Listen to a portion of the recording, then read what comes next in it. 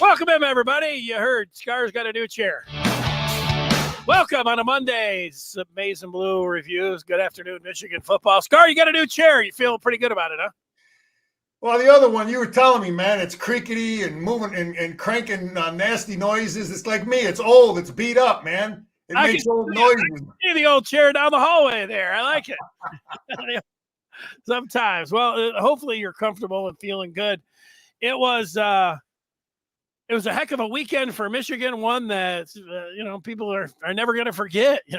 Harbaugh today made references twice to his a post by his daughter and Sharon Moore's post-game speech that he won't forget until they're throwing dirt on him. So something else like that. So he, the remarkable weekend, obviously, for Michigan and the coach as well, with everything that went down. Scott, before we talk about any of that, the whole saga and everything, how are you feeling about it? Harbaugh, he saw the team, and then he watched the game, and then afterwards, he didn't have his voice today. So I think that he was screaming at the TV like everybody else, and ended up losing his voice watching the game because the player said he had his voice on Saturday morning, and then when they saw him at the airport after the game, he had lost his voice. So, got a little something. So we know he was watching the game. So, and at one point he said he was about 5 inches away from. He was asked if he saw Sharon Moore at the end of the game. He said, "Yeah, my face was about 5 inches from the screen." So he appreciated it. Yeah, it had to be. He didn't expect it. He found out on the plane going out there, but. Like I said, it's sudden change, Danny. Football teaches you about mental toughness and sudden change. You got to turn over. You got to adapt. You got to adjust. You can't whine. You can't cry. And Jim knows all about that. He dealt with it as a player, and he's instilled that in his coaching staff and his players, and they're able to handle. Danny, Michigan coaches, Jim, and those coaches, they are building and developing mentally tough studs. Whether what those guys do in their life after they get out of Michigan, I mean, they are the lessons they're learning being a part of this football team. You're not going to learn that in no classroom, So they're learning about mental toughness and sticking together. And so when they go on to ask to lead something, they'll be ready. So there's a lot of learning going on down there, going through this. Michigan with their last road game of the regular season coming up this weekend, their penultimate game of the regular season at Maryland. We'll hit on that. Scar's famous, the entertaining and educational film review. We already see that Mr. Martini is looking forward to an epic review. Scar, you're putting a little pressure on you. You can handle it. But yeah, let's start with just, the game on Saturday. I'll jump right in. I always like to hear what you have to say, but Michigan had 9 games prior to this, and we talk about non-conference schedule, big games. And this was Michigan's first ranked game.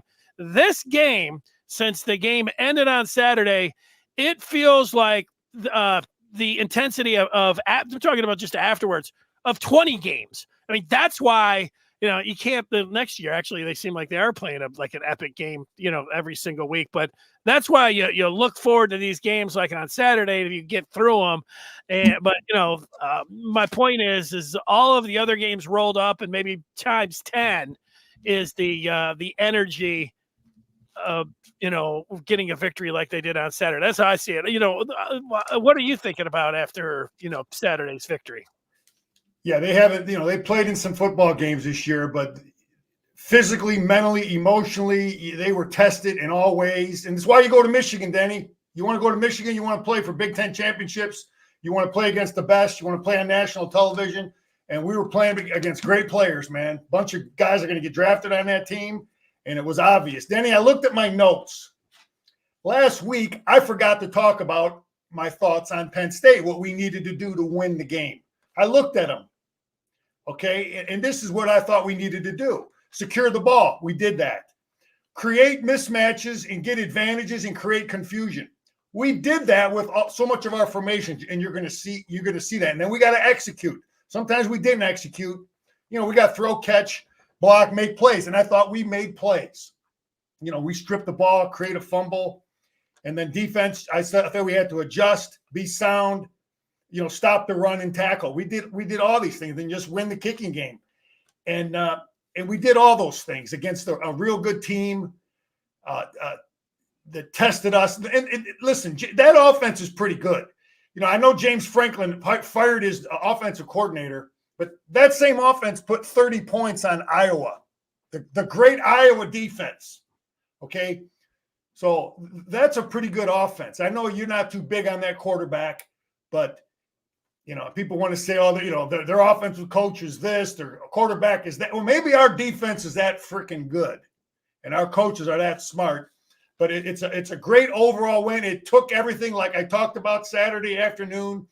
In all ways, it was a program win. We needed everybody, and Coach set the table. Harbs set the table for everybody to succeed, and he was close. He was probably a couple miles down the road at the hotel or wherever the heck he watched it.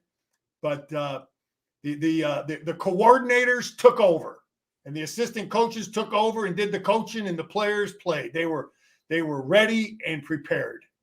Yeah, he didn't say specifically where he watched the game today, but I'm like, I think it'd be his hotel room. What's he going to do? Go, head up to the local bar with everybody out there? Or, where else is he possibly going to be watching it? Scar, you've already talked about this, and game plan, like Scott, there are other people, hounding on this. Like it could have been a lot easier if Michigan just would have passed the ball. Scott says 6 to 8 times in the second half. I don't see that. Like, you may want to coach it one way, if you're a fan, and I might want to coach it a different way by looking at it. And I know coaches, when you feel like you're in a good spot, and Michigan, when they were up 8, they felt like they could play defense, punt the ball, and just run the ball the rest of the time and win the game that way. It was the safest way to secure victory.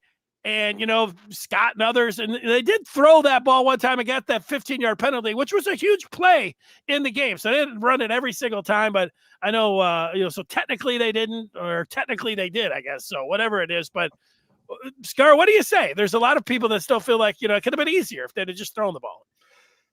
We're going to look at the film, and, Denny, as a coach, sometimes the opponent has real good players. Sometimes you have guys maybe that are a little banged up, but they're still playing. You got to find ways to get it done. And maybe you can't do all the things you would like to do. And you got to modify your game plan based on how their edge players were good. Both guys are going to get drafted high. They're good. And we had trouble blocking them. And I think that is a big reason. The more I took another look at some couple things, and I think that was a factor in protecting, and that changes your scheme, that changes your plan, and you try to make them uncomfortable. That's what good coaches do. You try to hide your weak at players. You try to hide your weaknesses and protect your weaknesses, and then you try to find their weaknesses. That's what coaches is. I heard Hayden Fry say you put salt on the wound. Well, we had a couple wounds we had to protect, and maybe we had to run the ball more to protect them. And but I understand what we did. I'm totally good with it. I don't think we'd like to do that it doesn't help recruiting receivers when you do that, when you don't throw the ball at all. There's no doubt about it. You're recruiting receivers and you don't throw the ball in the second half. It's going to have an impact, but you can't worry about all that stuff all the time. You got to try to win the game. Yeah. And you can't worry about whose feelings are hurt.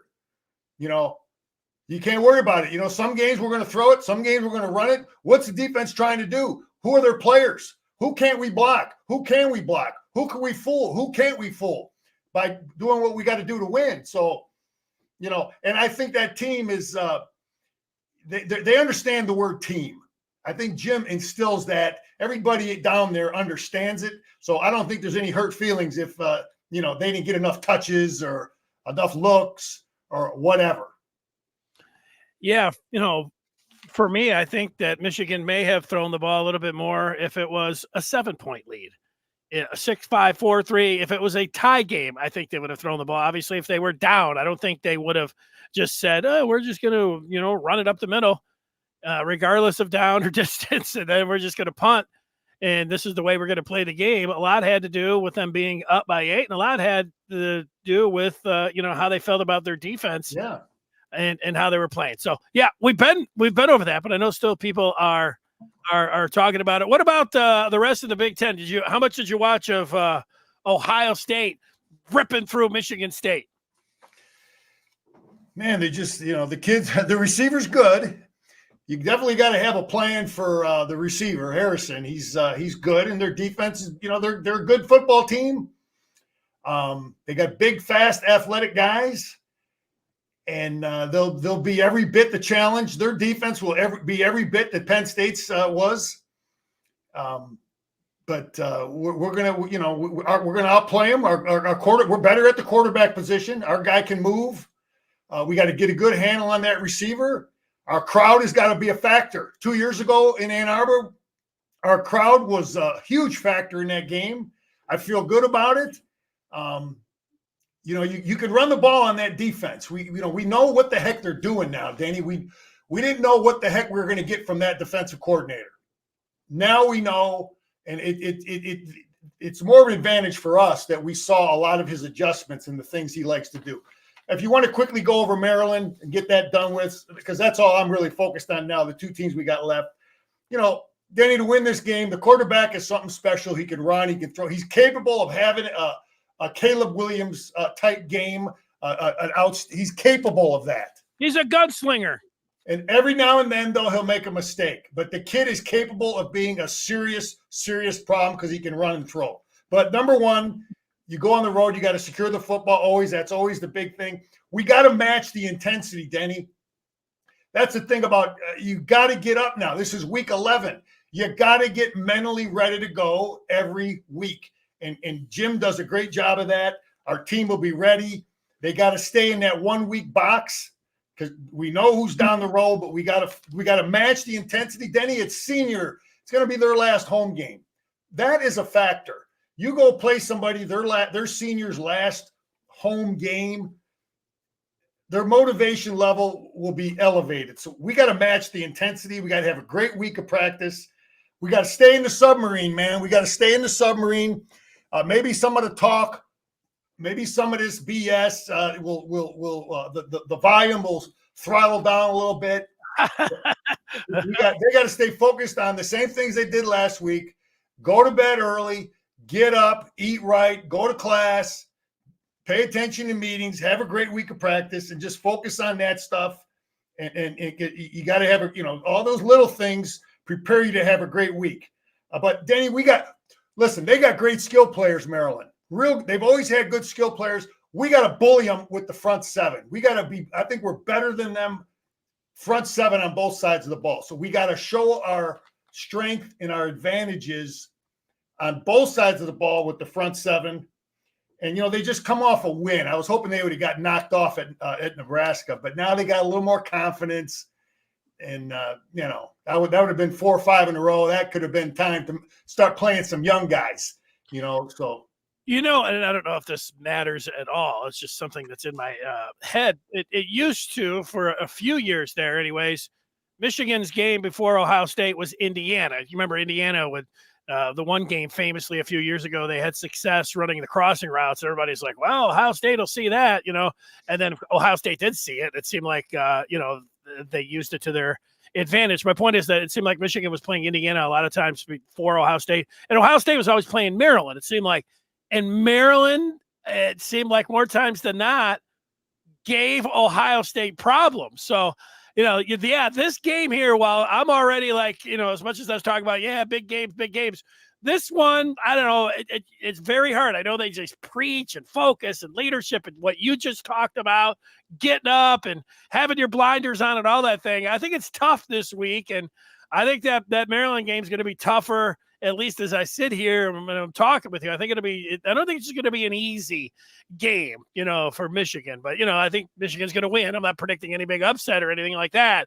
But I just think it might be a little tougher because of not all the swirling saga and everything, just because, talking about getting into an undefeated season and championships at Ohio State, I just think that part is going to be a little bit more. No, that stuff is, Danny, the fact is they got a big running back, man. He ran through us a little bit last year. They got some good players. That's the thing. It's not so much, I think mentally our guys are tough. And what's good about us playing so many guys, so much depth that we have, is it's easier to get up. I think when you're playing 80, 90 snaps sometimes, like back in the day on defense, now you're rotating guys, and it's easier to get up mentally and physically when your reps are limited. So yeah, and there's competition. There's so much competition for guys to want to keep their reps or get more reps in all ways and form. So yeah, we'll be ready emotionally, mentally to go. Ready to go. All right. Scar, you wanted to mention something about postseason honors. You get late in the season, you start having, I don't know if you have the ballot already. If you're a coach, you start ticking them off. You do know, though, an undefeated Michigan team, what are you talking about? 10-0, maybe 11-0, and they get to win 1,000 for the program, 12-0. You would think that they would be well represented. Is that the way you're thinking about it as well? No, I wanted to interject this because I read an article of a guy. He says, I'm not voting for J.J. McCarthy for Heisman. That's Greg Doyle from Indy Star. That's right. So that's why I have always felt the Heisman Trophy was a joke, Denny, because it's so political. You got guys from this conference don't want to vote for that guy from that conference, or this guy, Ohio State guy doesn't want to help a Michigan guy because that helps the recruiting, or a guy from the West Coast. It's just a mess. You got to be on a good team. And I just felt that was wrong. And now coaches are, you have a coaches all Big Ten team, coaches all America team. You've got the Heisman, and you've got all these things. I hope that our guys don't get the shaft. Some of our guys that are up for honors because of this stuff, whether it be coaches, whether it be media. J.J. McCarthy, Caleb Williams is having a great year. I watched it. Now I see they got Penix as the top guy. I don't want to get into the Heisman too much right now, but apparently Penix is the top guy because he's got a great defense, got a great run game. And now Caleb Williams is not very good. I watched that game. Caleb Williams is he's still going to be probably the top kid taken, and our guy is right there with him. So anyway, I'd hate to see JJ with the kind of year, if we win these next two, to get the shaft because of this stuff we're going through. And Danny, you have to have alliances as coaches. I was telling you about alliances. Coaches will say, hey, vote for my guy. I'll vote for your guy. You follow me? Guys that you have an alliance with. That happens in the coaching profession. I don't know so much with the big, with the college. I know it happens in high school, where guys will say, hey, if you and me are buddies and we coach in the same league, put my guy down. I'll put your guy down to try to get your guys in. And I just hope that there's not some type of collusion, against Michigan guys for both the media and the coaches' picks. So I just wanted to interject that. Your guess and your points are all well taken here. Who knows what's up Tony Bettini's sleeve and what, he's going to do in terms of trying to promote the teams from the conference. But you know what? If JG's going to get the shaft of the Heisman, it's going to be about not throwing the ball at all in the second half, maybe. He didn't get much of a chance there. But he is still in position. I tell you what, JJ goes out and, he's playing. Everybody in the world is going to be watching Michigan, Ohio State. If McCarthy goes out and plays like he did last year, he goes out and sends Michigan to the Big Ten championship game again, and Penix and Bo Nix stubbed their toe a little bit in their games. JJ still got a shot. I'm here to tell you that. And, the Harbaugh tried to flip the script a little bit today. He was up there talking. He said, who doesn't love Michigan? What about, he called them America's team, so. And there's been a lot of talk, that's not what people are saying. But Harbaugh was saying, yeah, what about this team? America's team. So, maybe, there'll be some people that'll be lining up And, maybe there will be some sentiment because of what, what people are saying about him. There'll be a few people. I don't know how that's going to work out. Denny, a coach has to have many talents, and the psychology, being a psychologist, flip the narrative. I got these two guys too. How about Minter and Moore for the Broyles? How about those guys? Are they going to get the shaft because of this stuff? I hope not. I hope not. Denny, real quick, I know you don't have it on your notes. A lot of coaching positions open. Texas A&M got rid of Jimbo. He's gone. Another overrated coach, I thought. And Mississippi State fired their guy. Boise State fired their guy. Brady Hoke resigned. Out. How about Sharon Moore at San Diego State? That's a perfect fit. They run a lot of physical stuff like we run. Anyway, hopefully some of these guys take a good look at Michigan guys, because those are we got some good ones. How about for junior staffer of the year, Connor Stallions? I don't know. I was throwing that in there. That's the joke there. Try to keep it light, Scar. You want to answer some questions, and then we'll go to the film? Yeah, here we go. How many QBs would have handed it off 30 plus sometimes? That's a question from Richard. The answer to that question is the team guy that wants to win doesn't care. We ran JJ a few times in the second half, though, but he understands it. JJ, I got to say this, JJ's interview after the game, oh my God, is this kid, he is bought in and understands football. He talked about the offensive line. He talked about blocking and taking what they give us. He talked about adjusting. He understands why we went to that game plan. He understands it without throwing people under the bus. He talked about the guy is, you can tell he listens and understands what the coaches are saying about team and what it takes to win. And you know what he is, Scar? He's a Michigan man. He is. He's Michigan through and through. I know that gets thrown. He's a Michigan man. But you know what? So's Blake Corum. You can go down a lot of the guys there. I listened to Cornelius Johnson today. Cornelius Johnson's a Michigan man. They've got it. They got a lot of Michigan men on this team. Todd says it's obvious, Scar. They are targeting Michigan. We will get no awards. Make them hand you the crystal football at the end. There you go. Along the way, get that Big Ten championship trophy from Bettini, push him off the stage, and then make them hand you that crystal football at the end. Well, it'll be interesting to see how many all Big Ten players we get if we win this thing out. Yes. Yes, it will be. That's it. All right. Why would Sharon Moore leave Michigan when he's next in line?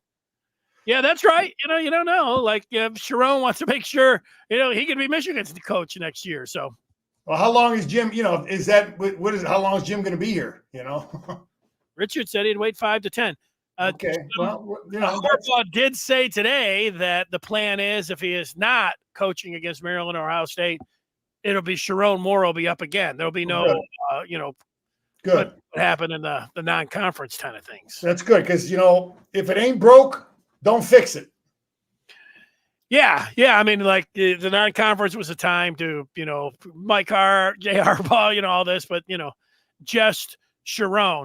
All right, Scar. Before we get to the film, I would like to tell everybody that the awards. You're talking about awards. The award for keeping you apprised of the situation with Harbaugh, the NCAA, and the Big Ten, and Tony Bettini, and everything. The award goes to the Maize and Blue Review for keeping you up to speed and not hysterical and even keel, delivering you the information. Congratulations to everybody, but especially Josh Henske for getting that done. He's the MVP, and you want to know about all the stuff that's going on there and accurate and not clickbait. You join the Maize and Blue Review today. That's what you get. The latest in recruiting, Michigan offering a quarterback for next year, all of that, what it means, transfer portal, basketball news. Oh, yeah.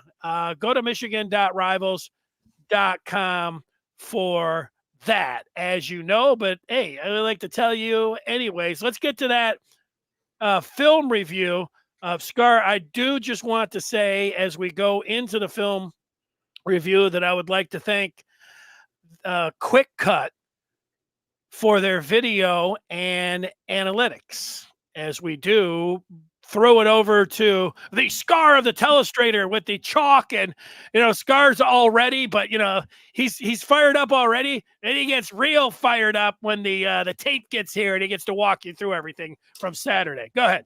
Denny, they have a rule now. You got to be 5 yards from the ball. And it was interesting. I watched Penn State, how they're trying to maximize this to get a running start, because they want to minimize, the running start that a player gets before he hits the line of scrimmage. And Penn State is just, again, stretching the rules here. They've got these guys running forward, and now they're timing it up so they get a little more momentum. I just thought it was interesting how coaches do little things, to try to get an advantage. So here we go, first play. This kid is good, Denny. And you ask about, why we went to the run game so much. This is the first early, and we had trouble blocking him. Woo, yeah. He's a good player. And there's a couple plays before this, Barnhart's a good player. Maybe he's a little banged up. I don't know, but this kid is good. Both these edge players are first, second round picks. So anyway, JJ gets rid of it quick. Nice. Robinson is a top 10 pick.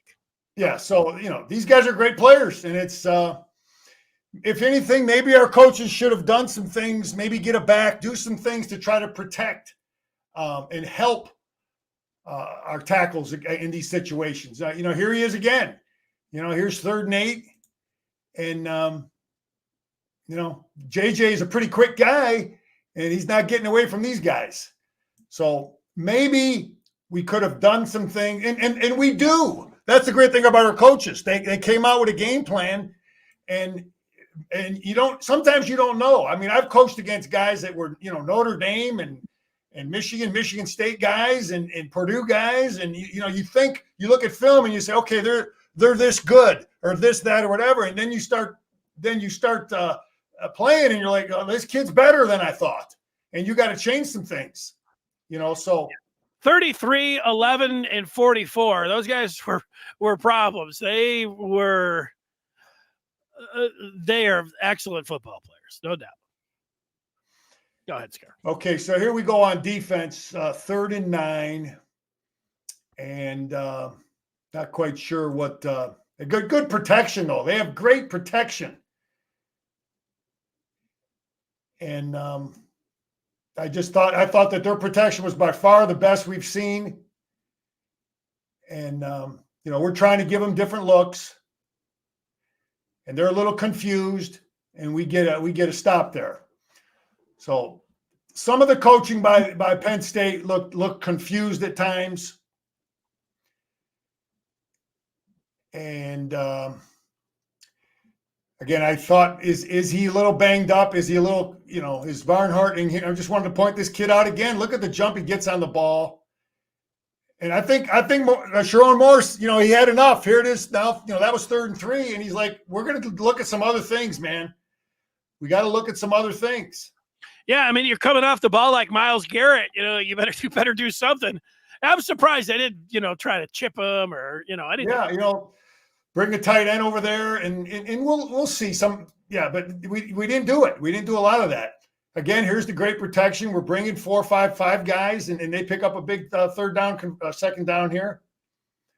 So this is their anyway. I just impressed with their protection.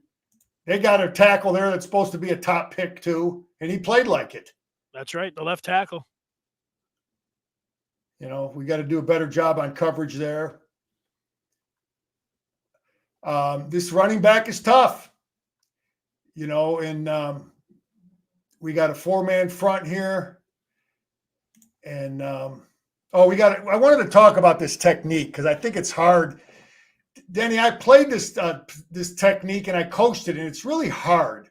It's a hard deal to do. It's they call it a 4 technique. He's playing inside eye here of this tackle here, and he's playing in a 2-point stance. And I used to try to have our guys do it in a 3-point. It's easier to do in a 3-point. A 2-point, you're a little higher, and it's tough. Moore is playing this thing, and he's kind of getting knocked out there a little bit. They knock us around in there. So that's what they call a 4 technique. I'm not a big fan of it. It's hard to play, and still play underneath the guy. And they have ripping us in there. But we run it. We run it a lot with Moore. We run it with McGregor. And, they've done a good job with it. But occasionally we have issues. This is 2nd and 4. Is the offsides there, Scar, or not? Yeah. Well, this was the time they didn't call it. Oh, okay. No, this is the one they did call. Oh, okay. Oh, wait a minute. Let me see here. I think I had him circled earlier in the game.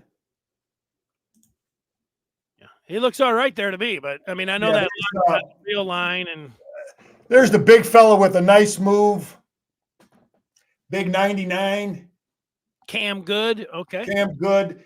You think you might throttle down, but normally you get some help. You can't ask the guy to throttle down because normally there's some help there. But okay, there's no penalty here, right? Okay, yeah, this is the time that was, like I said, Danny, I think he was lined up offsides there too. And they didn't call it. See, this one was not called. All right. For on 32 here. Yeah. See where he is? Yeah, he looks all right to me, but an official sometimes early in the game will give you a warning. I've had it happen to me as a player, and you say, hey, you back up a little bit. They'll just that's good officiating.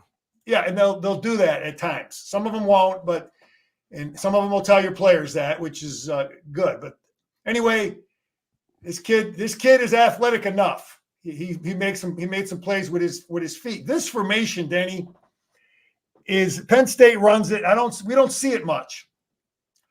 And I think it gives your linebacker every game, Denny, depending on the formation, depending on the team, depending on the defense you're running, you may ask your linebackers to key different players. Old school was, guard through to the fullback when they're an I-back, but you got so many formations now, you have to decide as a coach, who are you going to key? Now there's 3 backs in the backfield and we got 2 linebackers. So there's a problem.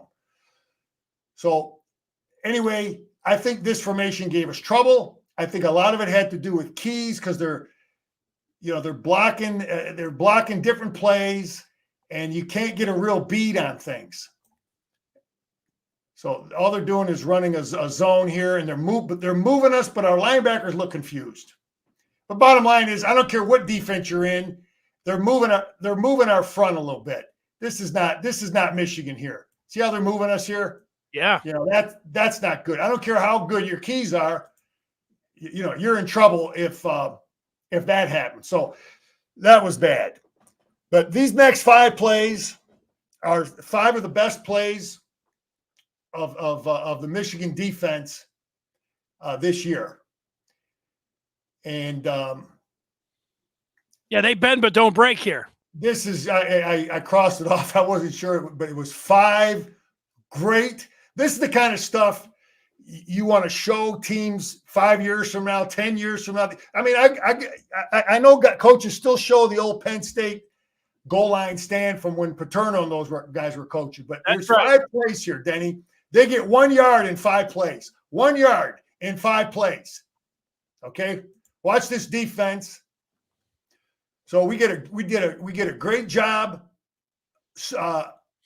Josiah coming off the edge, and Mason Graham, and our linebacker. I mean, nothing easy against this Michigan defense.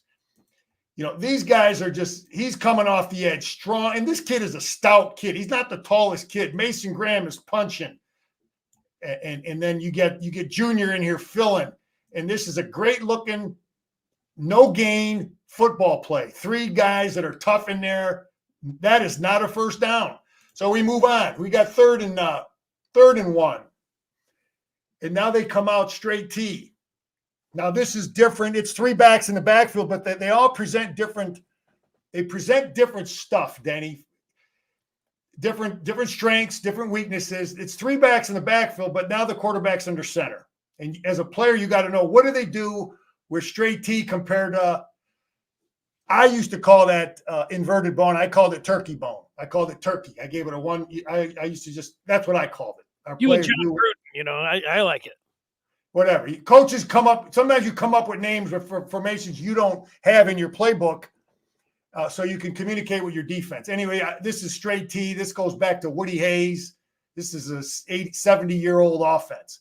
But what I love about this is we got 4 D linemen and 4 edge players in the game and 3 linebackers. Danny, there are no defensive backs in the game. None. 0 DBs in the game. Okay. What do you think Minter? What do you think Minter's thinking about? He don't care about throwing. You want to throw the football down here? Good luck. This used to irritate me with, Don Brown's a great coach, but teams would get on our goal line and he'd have like 3 D linemen and the Viper and a couple DBs. I'm like, who cares, man? Let's see. They don't want to throw it. We do a great job here. We adjust. Oh, no, this is the time they make the first down. Okay, they make the first. Barely make the first down, but let's move on. So the T gives you something different than than what the turkey gives you, turkey bone. And you got to know it. You got to understand what it is, and our players played it. So here we go, first down. So here we go now, first down coming out of the T. And again, I talked about it. 4 big fellas in the game and 4 edge players. And we got some guys doing a great job here. Now they motion out, and we adjust. Josiah's got to adjust out, and Moore here. Moore does a great job. I just talked about that 4 technique, how tough it is to play, Denny. Yeah. He is taking this tight end, and he's playing on their side of the line of scrimmage. You can't see him. He's not making the tackle. The announcer's not calling his name, but he is stuffing that dude. And then you got Barrett out here. Because he's able to flow, he makes a play. Now we got a chance. Now it's second down. So the hero there, the guy that did a great job. I mean, both those players did a great job. But Moore is taking this kid and stuffing that tight end so that Barrett can make that play. And that's I love the personnel he has in that game there. And Denny, I talk about adjustments being the most important thing, but when I mean adjustments too, is you got to adjust the formation and you got to adjust the personnel. Okay, they got big dudes in the game. You bring big dudes in the game. So now they changed. Or is this the same personnel? Sometimes the people will just change the formation here. But here's second and goal, and now he's got so little confidence in that offensive line, he's going to throw. That's a great sign for our defense that this guy, he don't think with all that first-round draft choice offensive tackle, he's going to throw the football down here. And we get him stopped. We line up here. So here we go now, 3rd down and 1. 3rd down and goal. 1st and goal, attack 3 pass at the 3, 2 passes. So now we get him 3rd and goal. And our All-American does a great job. We put him out there by himself, and he does a great job covering it. So you think Jim Harbaugh's throwing the ball two times down there on the 2-3 yard line? Not with Blake Corum, I don't. But I don't think so. So you want to win a championship, you got to run the football. So those 5 plays there were just awesome for a guy who used to play defense at Michigan. That's the stuff I love seeing. Okay, so here we go now. We ain't moving the ball. We can't protect. So what do our coaches do? Let's try to roll the protection maybe. We got a guy that can run. Let's move him out of the pocket a little bit. Let's help out our tackle. So our coaches make an adjustment. You feel me, Denny? Yeah, I feel you on there. That sounds like a good thing to do. Roll the protection. Yeah, so I can't this guy here we can't block, so we'll just block our tight end. And you don't want to do it, but you got to have Plan B, man. You always got to have Plan B. And we got a guy that can run. We got a guy that can throw. We got guys that can catch. Let's not try to beat it up. Let's help that kid out who's having trouble blocking that All-American edge player. I'll take Penix over. I'll take JJ over Penix any day of the week. Here we go, 3rd and 10, Danny. This is the stuff why this guy's the best. And you don't want to do it, but we got to. We're going to run power with JJ. And he picks up the 1st down. Good block by Barnhart. This is one of the bigger plays in the game right here. Oh, this is huge. You know, and we're having trouble moving the ball, and this is a great call. And it's I said we're going to run it. We're going to run this stuff against these guys, and we block it real good. Get a nice kick out. We get look at this here. Look at Loveland. He's blocking now, man. That's a Michigan tight end. Look at Loveland drive this kid all the way down the field here. I didn't even see that the first time I looked at it, but look at him here. What he's doing with this kid. That's beautiful. That's a huge first down right there, man. Yes, it is. So that's a guy that can run. So I'm going to save some of this stuff for Jerry, Denny. So anyway, here we go.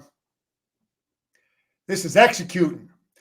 I love this because we've had trouble sometimes blocking these bubble screens. We have two guys block the same guy, and we got good communication here. We run a little bubble out here, and we block it. We block the right guys. Rip them, get a nice first down. So you got to communicate. You got to block the right guy. Beautiful. First down, big pickup, good play call, quick throwing. If you can't block the stud, Danny, this is the stuff I love. I love seeing from coaches. I don't like just vanilla stuff. I like guys that do things that give defensive problems. Okay, here's first and goal. All right, they got problems. They're not lined up right. They got different guys coming in the game. We got 7 offensive line. We got number 7 in the game, our Edwards.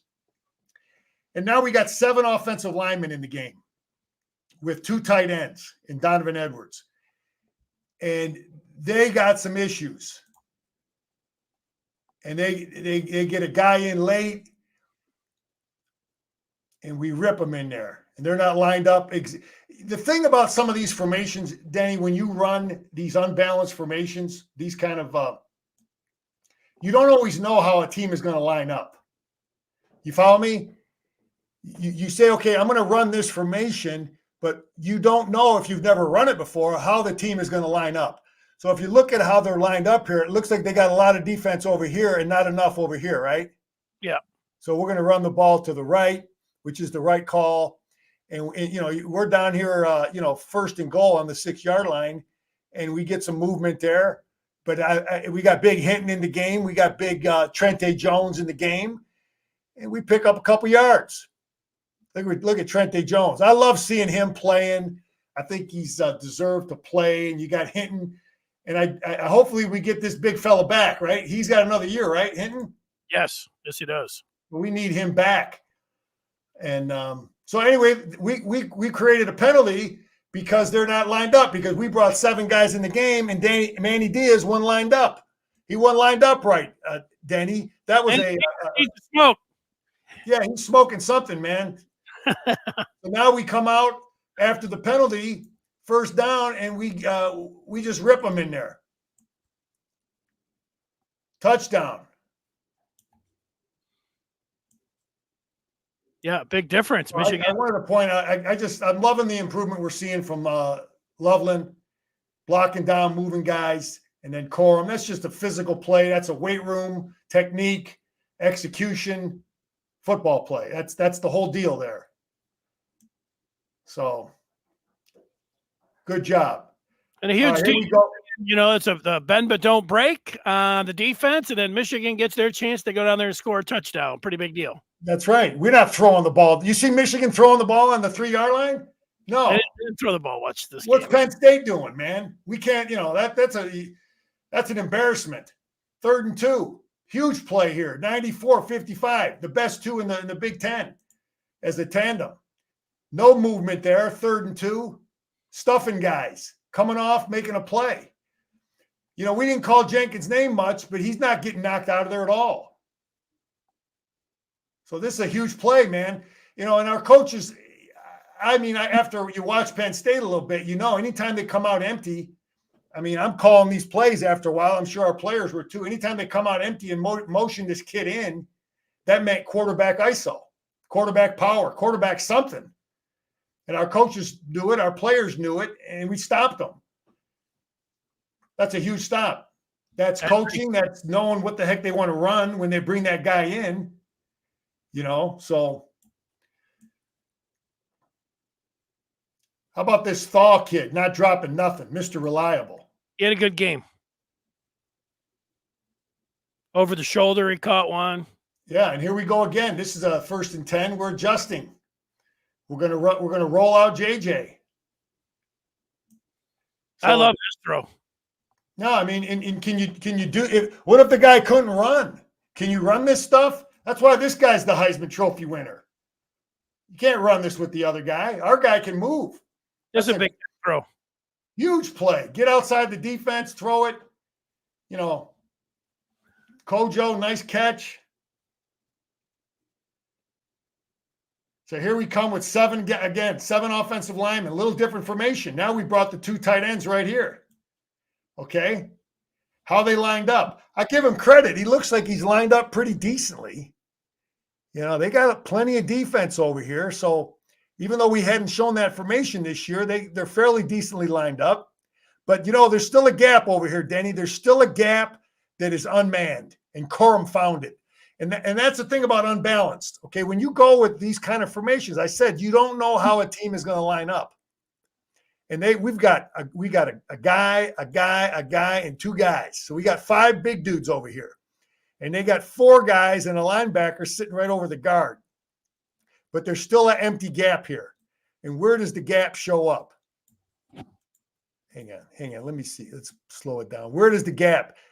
That guy's trying a 2 gap at the top, and he loses contain. It's like he's I'm not sure what gap. He doesn't know. I think the coaches probably told him to try to defend both gaps, and he ends up giving you nothing. This kid right here.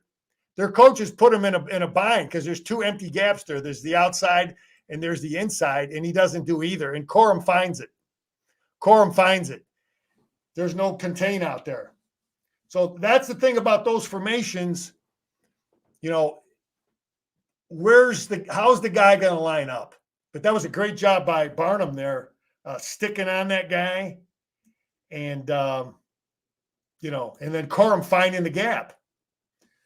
So great job by both of them. Great job by the coaches with the formation. Great job by the players by executing it. Okay, here's 3rd and 11, Denny. And this gets back to scouting. It's 3rd and 11. You got number 7 in the game. If I'm playing defense, they're throwing it. Well, they're thinking they're not going to run this guy between the tackles. 3rd and 7. Running it 11. Nobody's thinking that. Yeah. And look at the stances of the defensive linemen, Danny. They're all up. Okay, they're in like this. Their ears back. Well, they're in that kind of deal. I forget what you might want to call it, but they're you know, like you don't know what gap they're going to rush in, but they're obviously playing pass because they're not in a 3-point stance. They're not in a 4-point. They're playing pass. So they're obviously in some type of pass defense, and that's what the deal is. That's what they're thinking. Okay, and this tight end right here, he gets 3 guys handled. He is responsible for blocking 3 guys. And it's partially Penn State's fault, partially a good job by this tight end. But he works inside. He gets number 1. He gets him right there. And then the other guy is a dummy for Penn State, and he rushes on the outside, and he reels back and gets that safety linebacker guy. I'm going to go slow with it. This is a defensive breakdown by Penn State. That's why I said I want Manny Diaz. I want him there for forever. Yeah. Okay. So our tight end is going to work inside. He's going to get him fanning out. This guy, if he's going out, he should be inside. One of them should be inside. But you end up having 2 guys outside here, 2 on the outside. That is a unsound defense. That is not a sound defense. So our tight end got this guy handled. This guy's an idiot. And now he's going to come block this guy. So he's going to get all 3 handled. And Donovan's off to the races. So that was a coaching, a great call at the right time. You got them in a poor defense. You got them with a guy that don't know what he's supposed to do. And touchdown, Michigan. Here's 14-3 now. Number 78. Again, this is this 4 technique. It's just tough. And they knock us out of there, pin us. They execute this play pretty good. And here comes Big Kenny to save the day. What an effort, man. You know, if you're Mike Elston, this is the kind of play that you show like forever to Michigan defensive linemen, like 5 years from now, 10 years from now. This is the kind of stuff you show anyone who plays defensive line for Michigan. But they block this play. Penn State blocks it, and they pick up yards. But it could have been a touchdown. Could have been a huge play. Yeah, we missed the safety, misses the tackle there. So that's why everybody's got to hustle, man. Good job by the big fella.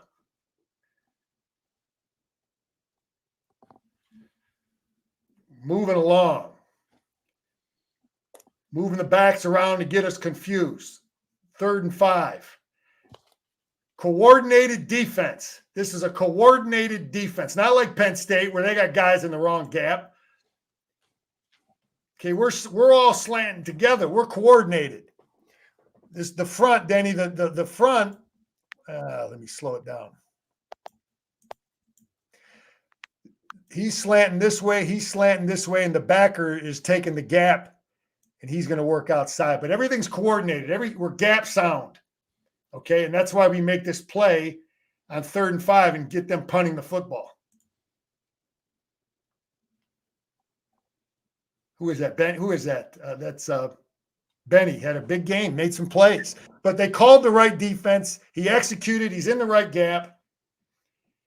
And made a play. It's coordinated. Only had 14, 15 snaps, made some big plays in limited time. Yeah, here's Denny as a defensive coach, you guess sometimes, sometimes you drop this guy into the slant, into the inside stuff to help on this guy, or sometimes you drop him into the flat. And we do both with our edge players. And it's a guessing game at times and make the quarterback try to feel it. But this time we drop him straight back and we don't really help our secondary and the quarterback finds it. But many times we will drop our edge player right in front of this thing to help out on that route. But we dropped him inside there, and they're not dumb. They found it. They saw it. Rush 3. Minter doesn't make a habit of rushing 3. And we get a bull rush here by Mason Graham. And he comes off and makes a great play. That is hard to do. He's basically 2-gapping this. Is he rushing on the center? Yeah, I think he's rushing on the center. So he's 2-gapping this kid, meaning, you got to go either A gap, if the quarterback steps up. And he's just muscling this kid. And now you got to try to be able to come off it. And he's able to come off it, the former wrestler, and that's a huge play. That's a huge play. Because now it's 4th down. They kicking a field goal. What are they doing? But it gives us a chance. All right, now here's the gambler. It's a good, 4th down and 1 right here. This is straight T. And what are we thinking on straight T? We have an adjustment. We know what we're doing. And now they shift out of it. So now we got to adjust again. Okay, and it looks like we're a little confused a little bit.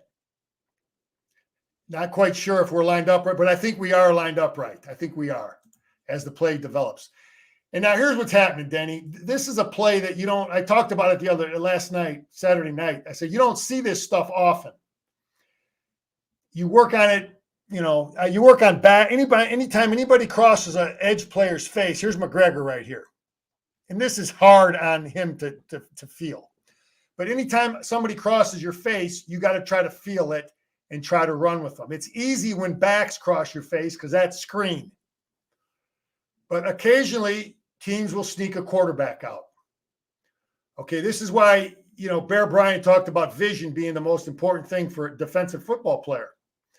And it's tough because McGregor's taking on this big 300-pound first-round draft choice. He's trying to fight for his life right here because it looks like it's a run play going away from him. And as the play is going on, as the play is going on, I'm watching it. I'm saying this to myself, Braden, feel it, man. Feel this guy. come out here and run with them, feel it, and that's what's going on in my head as the play is going on while I'm watching it. And he, again, it's tough because it happened so fast, and he recognized it just a second late. And it's one of those plays, Denny, that they really only work against man coverage. If we're in zone, if we're in zone and we got a guy sitting here, right here in this flat, this play ain't going to work. I got, best versus man because you got nobody on the quarterback. Anyway, it's a successful play. They executed it. It's kind of risky, and it's something you work on with your players. You don't do it all the time, and they execute it. Philly special. Yeah, that's what it is. I mean, it's been around a long time. It was around when I played. It's a good call by Penn State. This is a great call by them, and they execute it. I saw this as soon as it happened. I was pissed off, and they don't call the hold.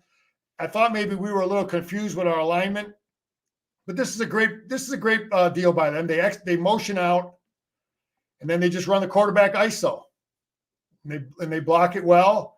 And we're thinking pass. We're not. But Mason Graham, watch Mason Graham here, Danny. He gets tackled. Yeah, he gets tackled, and you can see him right after. Watch him rush on this kid. Again, he bull rushes. He comes off it, and the kid just tackles him, and they don't call it. And look at Mason Graham here. He sees it too. Look at him after he gets pinned to the ground. Watch him down here. He's telling the referee. You see him? Yeah, he's like, "Where's the flag?" Yeah, where's the flag? But hey, that's football, man.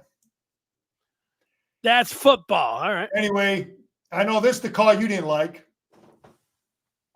No. And I don't know, Denny. I'm not going to defend him or attack him. A lot of guys like to know where they stand. Sometimes, Denny, as a coach, you have a great play that you've seen maybe how they've been adjusting to some of the things that you're doing, and you're like, man, we're going to fool them on this. Or that's what sometimes coaches think like that as to why they might go for two here. You don't agree with the call, right? No, well, there's analytics, and any analytic person, they love to just break the math out and just tell you that. But the thing is, there is a such thing as momentum. There is nuance. There's a lot of things that go into play here. And if you don't get it, you're going to be chasing these 2 points the whole game, which was what they did. Yeah, I'm just trying to justify.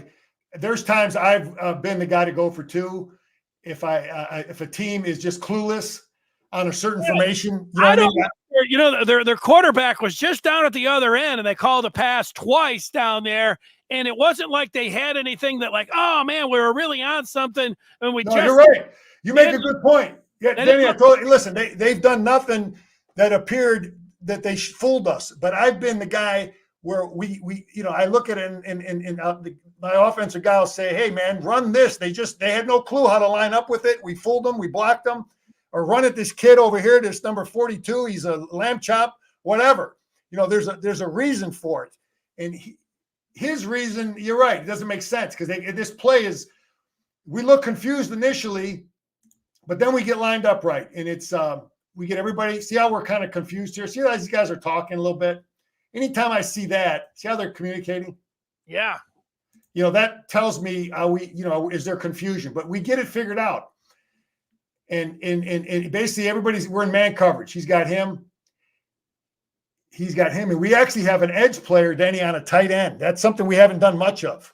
That's a new deal there. And we got a linebacker on here. We got Johnson on here. So we're manned up here, and that's what we're in. So we are lined up properly. But the guy that I'm not really sure, I've watched this play 10 times. I can't tell for sure what Harrell's responsibility is, how they're coaching this. But we get him stopped. Okay. Danny, but I'm watching Harrell here. Now, McGregor's rushing. Somebody's got to always contain a play. But Harrell is dropping for a second. See how he's dropping for a second? Yeah. And then he recognizes, okay, now I'm going to contain the quarterback. So I don't know I have no idea how he was being coached, if he initially made a mistake, or do they coach him to kind of get in the front of this thing to help this secondary? I don't know how they're coaching it, but whatever it is, the bottom line is working, and we do get contained late, but it was a big stop. He looked like he had number 3 there. I know there's a little bit, maybe he waited and Harrell and just figured that he had to go off the read then, and that's when Harrell broke it. But, man, it looked like he had him. Yeah, you always got to have somebody contain the dang quarterback, though. Anyway, Danny, we rush 3 guys. We don't do a lot of it. I'm just throwing it out. Here it is, third and 5, and for some reason we ran a lot of it against this team. And now he steps up, and maybe they thought this kid was a stiff, and he couldn't. And they weren't impressed with his ability to run very much. You know what I mean? Yeah, well, he's demonstrated it all year long that he's pretty good at running the ball. And Mason Graham has done a good job trying to 2-gap this thing, but now they pinned a guard down on him, and now he can't do it. So anyway, that's that Russian 3-man deal, 3-man rush. It's got its weaknesses. Okay, here we go. Empty formation. What does that mean? Running it. Well, you got, what's the down and distance? 3rd and 2. What, I'm playing that. And here's number 7 here. Why do I got him? I got 26 and 7 QB run. Our players are smart. They come out empty, and then they want to motion this big tight end in there, and our guys are smart. QB run, QB power.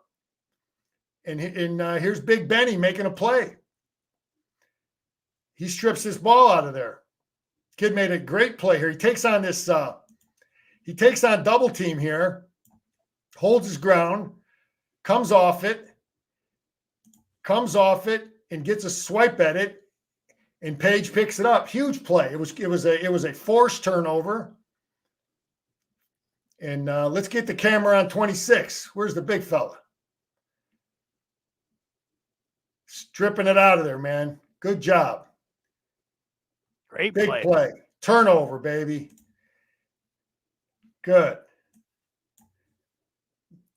I like this stuff, Denny. This is the more stuff I like. I told you I like 7 offensive linemen. Yeah, I know you. This ain't new for Jim Harbaugh, though. He's been doing this stuff since Stanford. He ran a ton of this when he was with the 49ers. So I like this. Okay, we got 7 big fellas in the game again, right? And we got 2 tight ends. All right, so we're giving them problems. Now we split out a tight end here. And now we're going to shift these guys. And we ran it earlier and ripped them. I don't have that play. But now we shift them. And I give this guy credit, okay? He did a pretty good job adjusting to some of our shifts. What guy are you giving credit? Marco Rubio? I mean, Manny. Yeah, man, I'll give him some credit at times because this stuff this is the stuff that gives you headaches as a defensive coach. Because what you want to do as a coach is you don't if we move, we're going to move 3 big fellas over here, Hinton, Jones, and a tight end. And what you want to do as a coach is you don't want to move 11 dudes. You want to just try to move 3 guys also. So that's why I kind of like the way he adjusted it. We move 3. He moves 3 and just moves his linebacker over, and it looks like he's pretty sound here, but we still got a little something there. So people want to say, why didn't we throw it more? Well, because we got some stuff there, man. There's some things that are there. You know what I mean? Yeah. So, some of that stuff is if you got some things going, handing the ball off, and they're having trouble, and they got first-round first-round edge players, and you're having trouble blocking them, well, don't beat your head into the ground, man. Penn State, good. Found weakness here. Here's 3rd and 3. And, there's a lot going on here.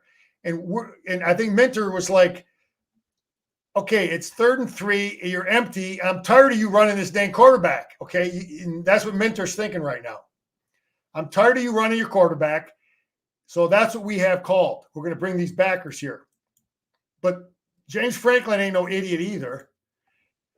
He sees the pressure, and the quarterback says, whoa, let's change it up. And the clock is running down, and they make the adjustment quick, and they run it quick out to the tight end because our safety's off the ball so far. So, this is a good job by Penn State. But Minter sees what they want to do, and he's bringing pressure. He said, you ain't got to run that dang quarterback no more. So they made a play. They're not dumb. And this is 3rd and 8. Good job by Wallace here. Didn't call his name much. Wallace and Harold. Harold's dropping here. But this is a game of inches. We get them stopped right here. Now they're punting. We don't get a good break on this, Denny. And I don't want to be dealing with James Franklin 4th and 1. I don't want that ball here. You know what I mean? Yeah. Let's get I don't want to deal with playing 4th and 1. Punt the ball. There you go. Now they're punting. Would you have gone for it there, Scar? Not with this timing of the game. No. No. Okay. Yeah, I've talked about our punt team and things we do. And we got these 300-pounders. Okay, they don't give you any coverage. They give you blocking. But this is where we get the penalty. But we got Colasar here, and we got a gunner out here. Now, the way a lot of guys coach it, and the way I used to coach it is, Denny, we let the gunner go right to the ball. He's got no contained responsibility. You follow me? These guys just go right to the ball, try to make a tackle. And then you have your outside guys work and contain. That's how I did it. A lot of guys do it. I don't know how Michigan does it. I think that's what they're doing. So anyway, we get a good punt. And I just don't like seeing the ball get outside the defense. So, again, I said the gunner can go right to the ball, and Colasar's out here, and I'm watching him as this is going on. I'm Caden, get out there. Get out there. I'm watching this guy right here. Being held. Well, I'm watching him. I'm like, get out here, man. This kid can run. But he gets out, they held him, and the referee called it, and the kid knows where he's supposed to be. And it's a good job by him. Good call by the official. It's a good call by the official, because you don't always get that call. And this is the time he's lined up off sides, but then he was lined up earlier. I pointed out where there was no penalty, right? Yeah. So, Elston's got to work on that, man. And now this is a big play. They throw an incomplete pass, and now they're 1st and 5. So we got to get lined up. That's a gift. We can't give the Buckeyes gifts. So they shift the back over. What does that mean? It means something. It gives you'd be surprised. It gives you more dang headaches than you think. Because a lot of times teams will slant their line to the side of the back because teams are so predictable on where the back is. Okay, now they move them back. So what does that do? What kind of problems does that create? So number 12 here gives them nothing. What's the down and distance? 3rd and 13. Where's the ball? Their side of the field. This kid was a good pickup for Michigan. He's getting better. We're going to need him, man. Good job. 3rd and 13. The Wolverines are fired up.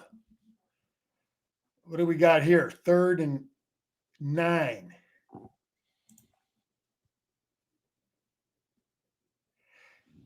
I got this play drawn because, Danny, remember last week, I think it was Moore. Moore caught a crossing pattern across the middle. You remember that? Yes. Moore caught the ball, like we dragged him across. He caught the ball over in here, and then he got outside the defense and picked up a bunch of yards, right? You remember that play? Yeah. Okay, watch how Michigan handles it. We're in a zone defense.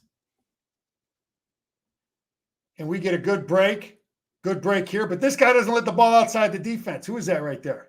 This guy right here. Number 12, right? Number 12 is Wallace that you've been talking about. I understand. I mean, look at Page. Page gets a great break. Okay, so Page is right here. He's getting a great break, but I like this guy. Okay, this guy is trying to pin him in, right? But he's working outside. Wallace is working outside to keep the ball inside the defense. Those are little things. And Junior runs it down too. Oh, yeah, but if he gets outside the defense, we got problems. Anyway, that's little stuff that I see. That's good coaching. Penalty, punt the ball. Broyles, how about this guy for a Broyles Award? Great coach. Yeah, I don't think he's going to. He's got my vote. I know, but that's what I mean. I think it's a good point. It's terrible BS, man. Anyway, this guy's Mr. Reliable, and trust me, you don't. There's nothing you want to. You want to be able to have a guy that can catch a punt, man. You don't want to go into a game with your punt return guy with a suspended from school or a broken hand or a jammed finger, or he got in a fight with his girlfriend, or you don't want none of that from your punt return guy. So this kid is Mr. Reliable. Picks up yards. He might not be the Rocket. You know, I was at that game, Denny, where the Rocket went for 2 against Michigan. Oh yeah, remember? Rainy Saturday. Yeah, I was at that game. I remember that. Anyway, unfortunately, how about this? 4th and 6, Penn State. This is coaching, man. Where are you throwing the ball, kid? You got your player right. We're dropping 2 guys in here. They're an empty 4th and 8, 6, whatever that is.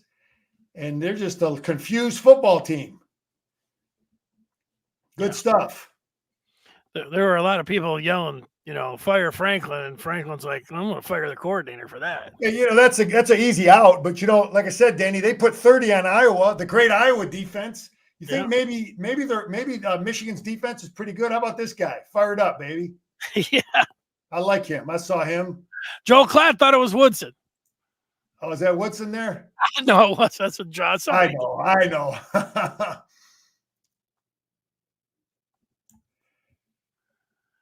Oh, you get another one. Anyway, they're on this final drive here, and we're up. So they're going to get some yards, and we'll take that. 4 minutes left, and we're playing a 3-deep zone here. This is the first defense you put in when I was playing 3-deep zone. Get a good break, get them tackled, keep them inside.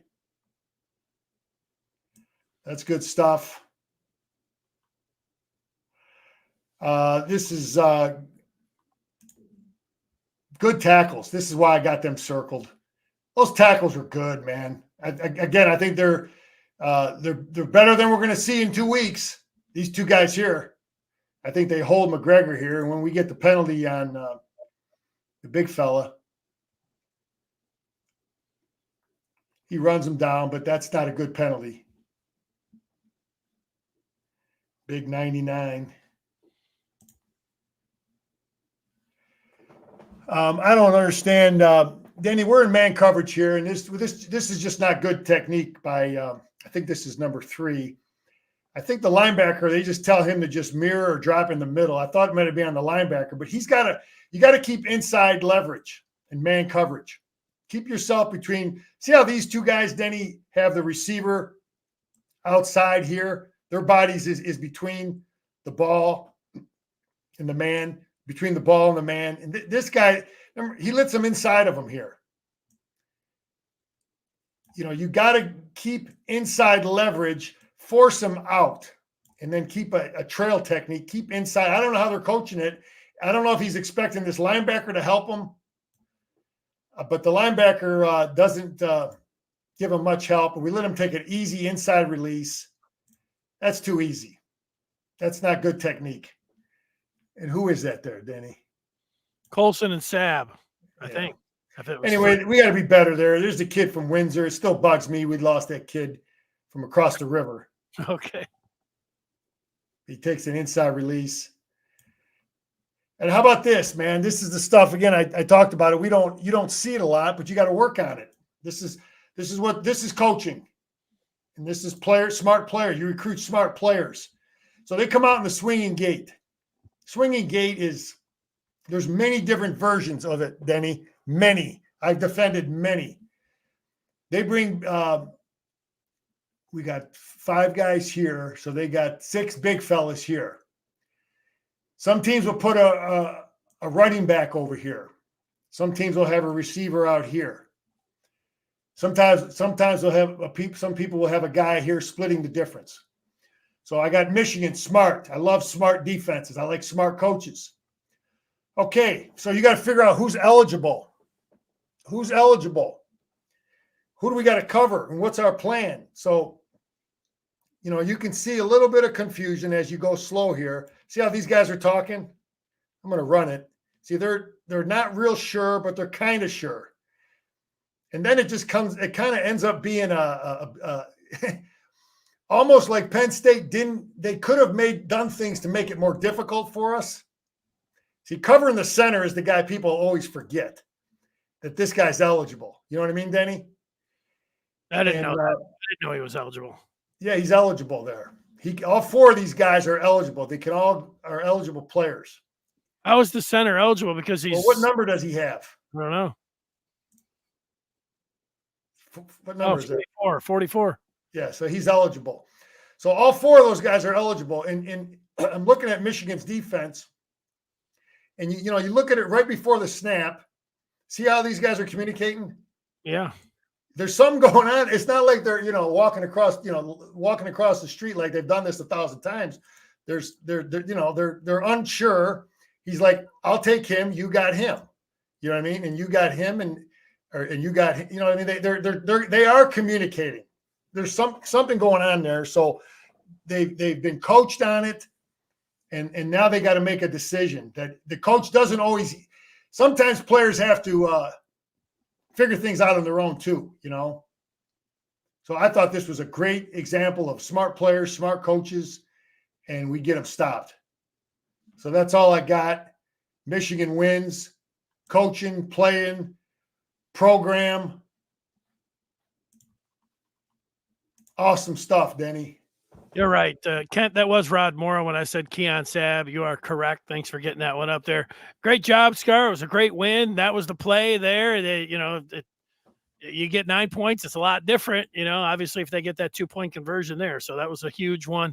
A lot of big plays in that game, and that's where it's at. Nice job. Yeah, we had answers, and in the long run, our coaches had better answers than they did. We gave our guys more opportunities, and Denny, we're fired up. Jim's got them in the submarine, and we'll stay focused. And one day at a time, have a great practice today, and get mentally right for the Terps, because they will be fired up. I'm telling you, they will be a fired up football team for senior day. I mean, I remember being in the locker room as a player for 5 years, hearing the senior day, the last game for the seniors. They're introduced. They will be an emotional football team. They will be ready to go, and we got to match it and have a great game plan, and just continue to show mental toughness.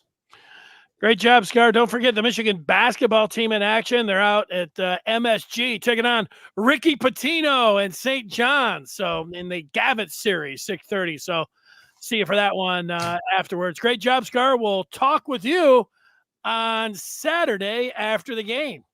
Go Blue. There he is, Jim Scar.